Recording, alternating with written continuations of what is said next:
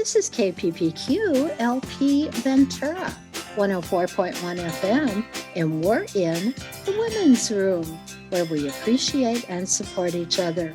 I'm your host, Kathleen Good. My guest today is Arriana Rabago, Environmental Specialist of the City of Ventura Public Works Department. I asked Arriana here today to talk about the new California food waste recycling program that is a very big deal indeed. California is the first state to make this collection of food waste a law, and the launch of this program is really a worldwide premiere.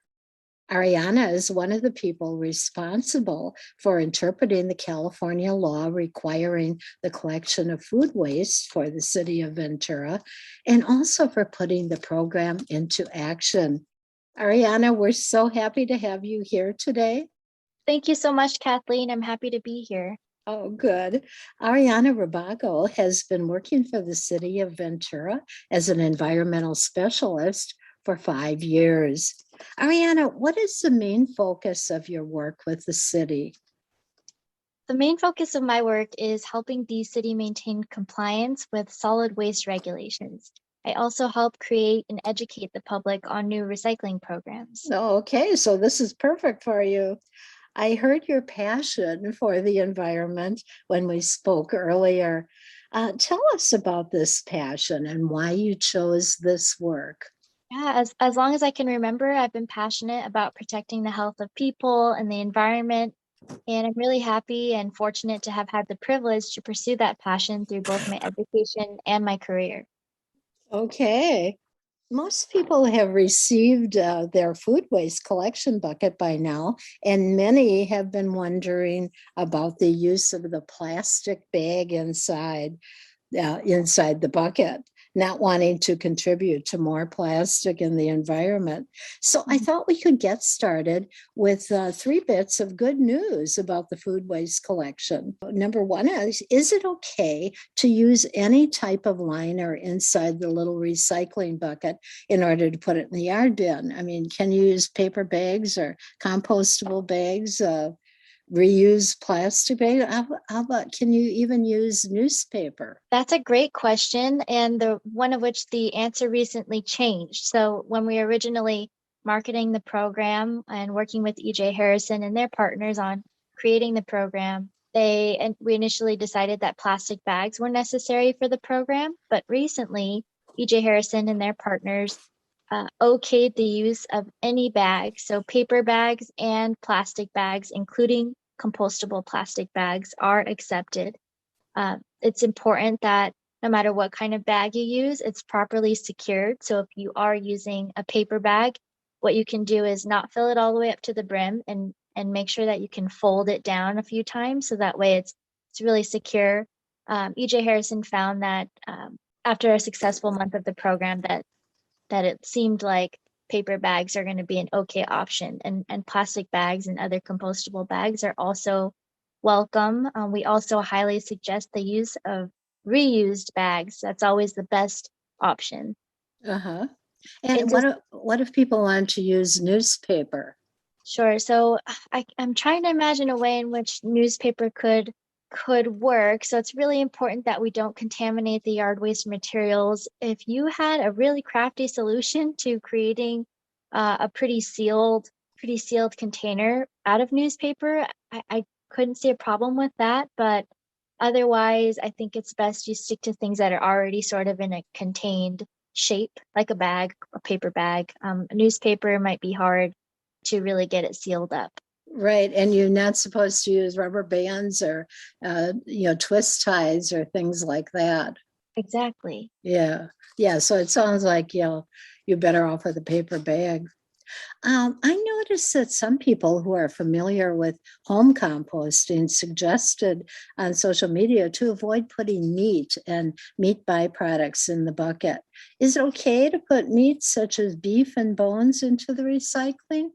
Yes, so exciting news with this program is that all food waste is accepted. And we know that traditionally in a home composting setup, you might not compost things in your backyard, such as meat and dairy. But because these materials will be processed at a commercial facility, it can handle a lot. And we are happy to say that all food waste is accepted in this program. Oh, that's terrific. That is good news. And there's a third bit of good news. Will the state law that was adopted by the city council cost residents any more on their garbage bill? That is another bit of good news. So this program is not going to cost residents any more on their garbage bill, as we're not adding sort of any additional service. We're continuing to have that third yard waste cart, and residents, there's no need for an additional truck by Harrison to service, no need for additional drivers. So we're able to keep costs down that way. Okay, well, that's all great news. So, women all over the planet play a critical role in mitigating the effects of climate change. The education of women about how they can help the mitigation effort is crucial to our survival. And chances are that it's the woman of the house who is sorting, handling, and directing the collection of food scraps. Like, oh, Jimmy, don't put those orange peels in the trash anymore, darling. We put them in the collection bucket. So, would you tell our women listeners the value of a program like this, and also why such a relatively small effort really is a major reducer of greenhouse gases? Sure. This might sound like a big jump for some, but the participation in the food waste recycling program is going to directly help impact and mitigate climate change. Wow. So yeah, it's a really helpful thing if everyone can get on board and start participating. I can give you a little bit of background on how the program will help with the greenhouse gas emissions. Okay. I kind of got to set you up a little bit, and I am going to read you some stats, so can't always remember them, but here goes. Okay. So the task of reducing organic waste to the landfill is important because organic waste comprises 2/3 of our waste stream. So out of all the waste that goes to the landfill, 2/3 of that is organic waste. Oh my gosh. Right. And so food waste alone is the largest waste stream in California. And as I mentioned, that's a problem because when we landfill organic waste, such as food waste, it's sort of trapped underground, if you will. So things that get sent to the landfill get covered in dirt and plastic, and that leads to the anaerobic breakdown of that material. An anaerobic breakdown of material means without oxygen, and that process creates methane. And methane is sort of what we're looking to tackle here to reduce the impacts of climate change. So if we can get that food waste out of the landfill, we can really mitigate a lot of our methane emissions. Yeah. Sure sounds like it. So, but composting does produce CO2 gases. So, why is it better to produce the CO2 than the methane? Right. So, methane is a greenhouse gas that's 84 times more potent than carbon dioxide over a 20-year horizon. So, and when I say more potent, I mean it does a much better job at trapping heat in our atmosphere than carbon dioxide. So, it's really important that it is a little bit of a give and take because as we know, carbon dioxide is still a greenhouse gas and it does still trap heat, which is a contributor to climate change. But methane is just sort of the more potent one. And so as we look at, okay, what's our priority? We want to tackle methane emissions. And yes, composting does still produce some byproducts that are greenhouse gases like carbon dioxide, but the overall environmental impact is essentially negligible compared to if we continue to landfill food waste and produce methane. Okay, so I thought it was very interesting when you said that it's the aerobic effect of oxygen that makes composting out in the air. So is it like, people say, well, what's the difference? It's garbage it's either in the landfill or it's out in the air composting, but that is the key difference, right? That way it doesn't create the methane. Yes, and I don't have sort of the chemical reaction all written out here, but what happens is oxygen combines with the organic compounds in food like carbon, oxygen, hydrogen, and there's a chemical reaction that occurs when oxygen is not added into the process of the breakdown of those materials, and that's why methane is produced. Hope I helped explain that a little bit. Right, that does. So we want to keep that garbage from being buried. Mhm. How much of the waste is actually organic products? Yeah, do you have any idea of how many tons of waste we might have in the state of California or city of Ventura? Kathleen, I actually don't have an answer to that specific question at the moment, but I'm happy to get back with you. Okay, well, we'll have you on again and we'll, we'll look at that question. When we spoke earlier, you talked about the prevention of organic waste rather than put it in the landfill as the best and the cleanest way to avoid greenhouse gases. The Sustainability Department has been working for a long time on this. What are some of the important ways to prevent food waste? And what are some of the ways you're educating the public?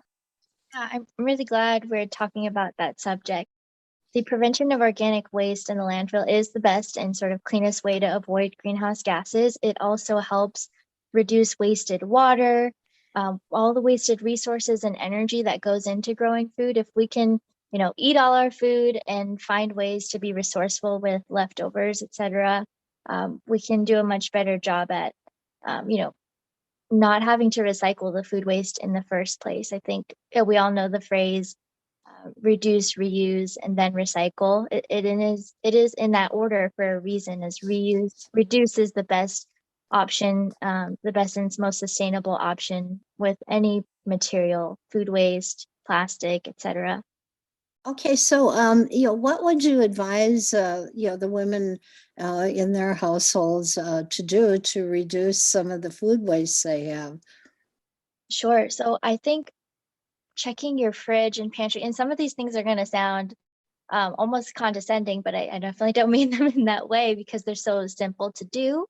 But things like many women, I'm sure, have already been doing this to eliminate waste in their households, but we can all do a little bit better of a job, such as making a shopping list before you go to the store so you're not buying things that you don't necessarily need. Checking Okay. your fridge and your pantry for things that you may have thought about putting on your shopping list.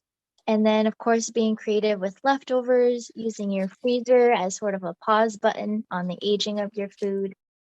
So many ways, and when we love to educate the public on this, we have lots of information on our website, and we also make it a point to regularly educate, make educational posts about this on social media. And when we could, before the pandemic, we are out in the field at farmers markets. We'll likely pick that back up soon, educating the public on food waste prevention and other citywide events. Right. So would you also mentioned something about restaurants. At restaurants, I didn't know this, they're required to donate their leftover food. Could you talk a bit about that? Yeah, so the state law, Senate Bill 1383, incorporates requirements for edible food recovery or donation by sort of the large generators of food waste in the business sector. We might look at like distribution centers and grocery stores.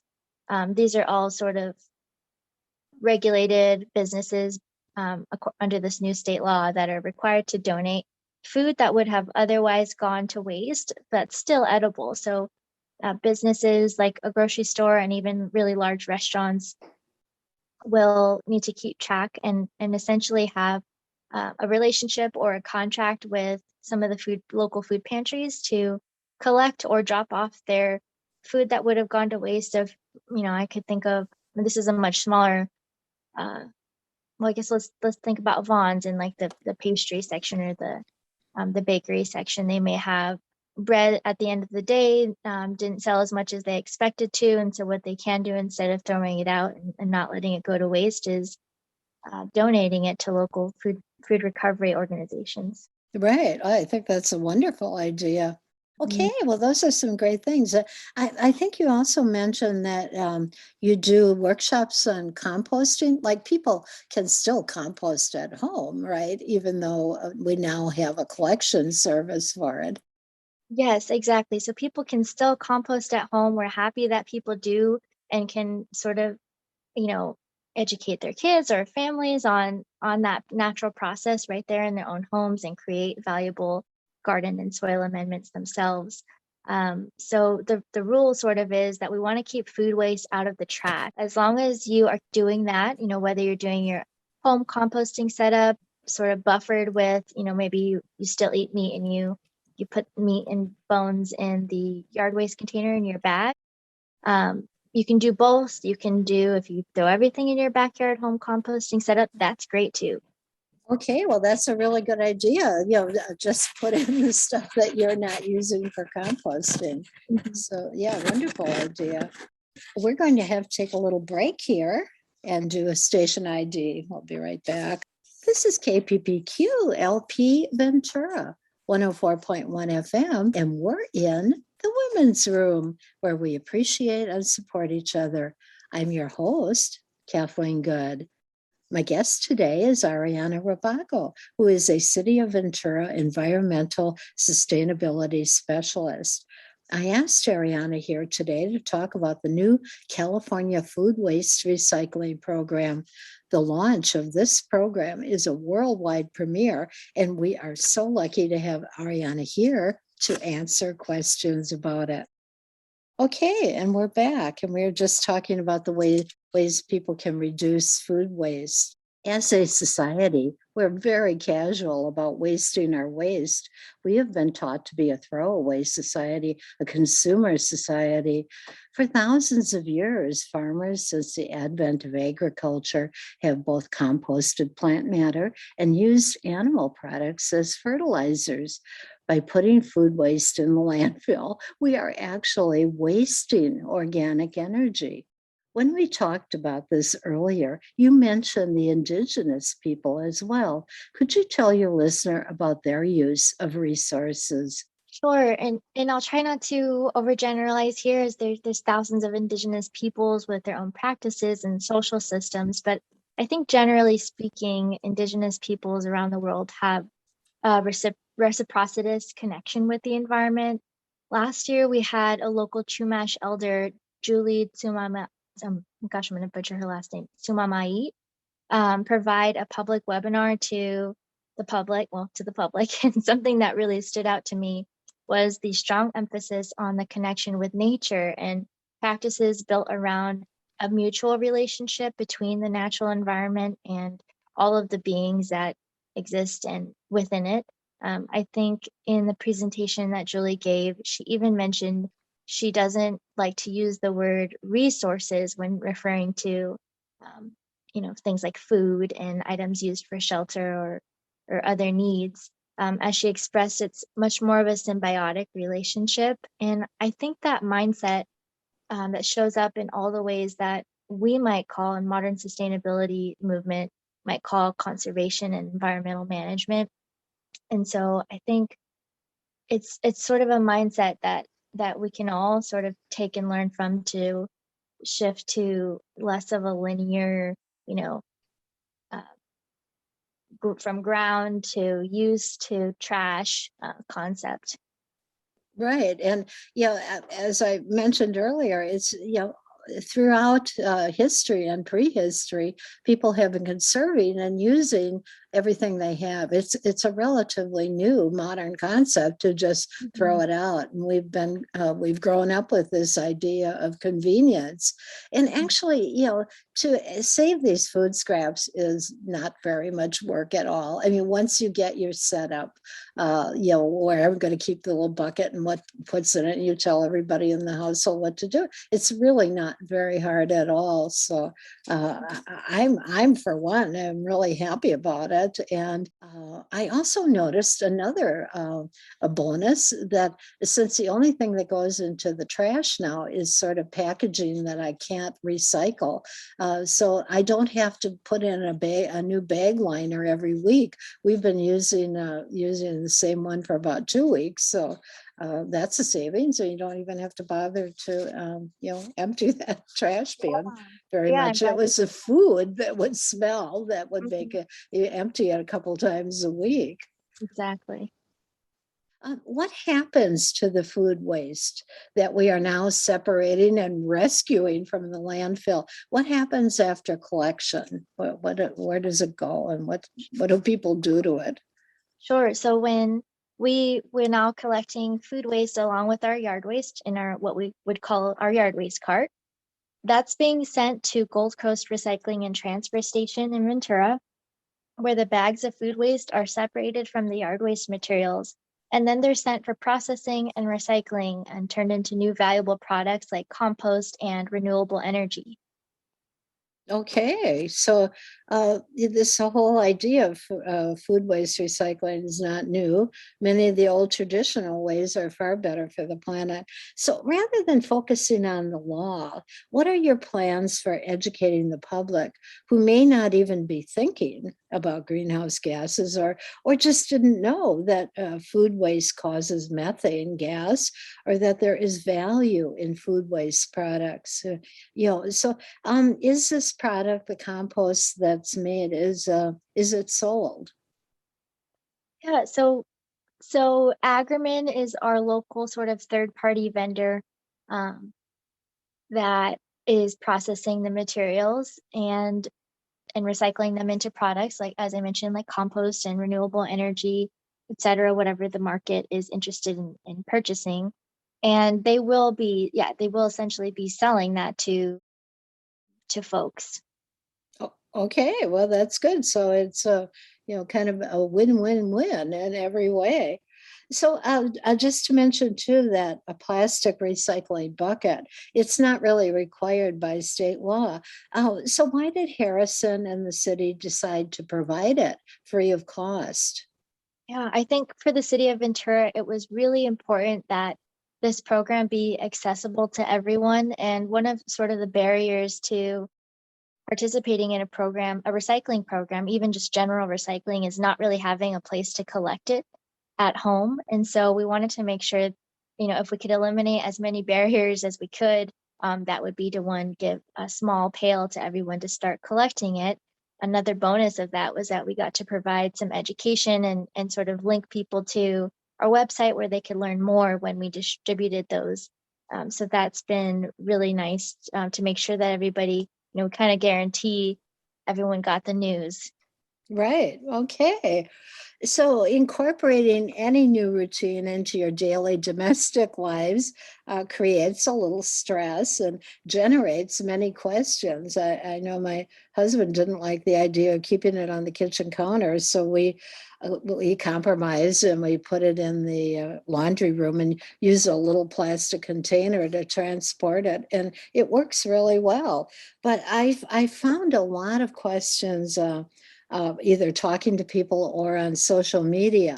And I'm wondering if it'd probably be a good time to answer some of them right now. Here we go. So we've established that beef and other red meat, like your lamb, pork, bison, and bones, can be put in the food waste bucket. But what about chicken bones and fish skins? Can they be put in?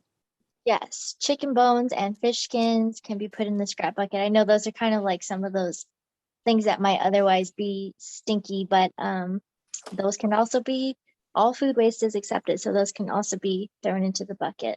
Okay, so basically anything organic can be put in that recycling bucket. I see one little picture on the bucket that looks like pastry. Can pastries, sweets, bread, donuts, and other grains also be composted? Yes, pastries, sweets, bread, rice, pasta, all of the above can also be composted and recycled in this process. Okay, good. So you mentioned that compostable bags are good, can be used. So is it a good idea for residents to buy some, or reusing a plastic bag would serve just as well, or be as efficient? Yeah, I personally, and I think it's the position of my group here at the city, is that it's best that we reuse. However, because compostable bags are accepted, if someone was especially keen on using, on not using plastic, then compostable bags are accepted. I think just one thing to note is that all of the bags in this process, they're kind of going to be ripped apart from the food waste and will be sent to the landfill. So whether unfortunately right now, the program and the facilities we're able to use cannot accept compostable items for compost and for breaking down. So those will be sent to the landfill. We're hoping to have new local facilities online in the next couple of years that will accept compostable bags for recycling. But right now, if you're buying a compostable bag because you don't like the idea of plastic, that's fine. Just please know that it will still be landfilled. Oh, okay. So what about tea bags and coffee with the coffee filter? Yeah, those are okay. We don't imagine any sort of industrial companies coming in and bogging down the system with tea bags. So those are going to be okay. Okay. So one woman said she was starting to get spiders and other bugs near the scrap bucket, so she trashed it. What would you suggest to her? Sure. I maybe first get a new pail or a collection container, but I think something that helps with mitigating, pests or unwanted smells, etc., is to keep your pail as dry as possible. So you can consider draining excess liquids from your food scraps before you put them in that container. You could line the bottom of the container with napkins to absorb some of the excess moisture. I Mm-hmm. also, in order to reduce odors, you could delay adding dairy products or even meat products to the container until collection day, and then wash your container regularly. Oh, okay. Those are good ideas. So we're about out of time here, but where can listeners contact the Public Works Department or get more information? Sure. So you can visit us online at www.cityofventura.ca.gov/ES for more resources. And you can email us at sustainability@cityofventura.ca.gov. Okay, well, thank you very much, Ariana Rabago of the City of Ventura Public Works Department, for coming in to talk to us about the City of Ventura Food Waste Recycling Program.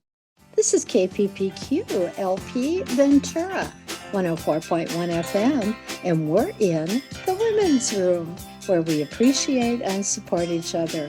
I'm your host, Kathleen Good.